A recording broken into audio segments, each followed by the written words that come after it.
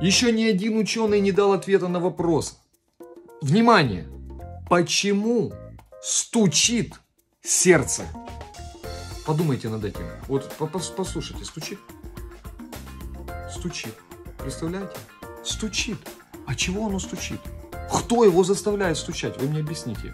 Кто заставляет стучать? Вот это вы там сидите, значит, думаете, так, стучи, стучи, стучи. Вы же не управляете. Оно же как-то там само как бы стучит, правда?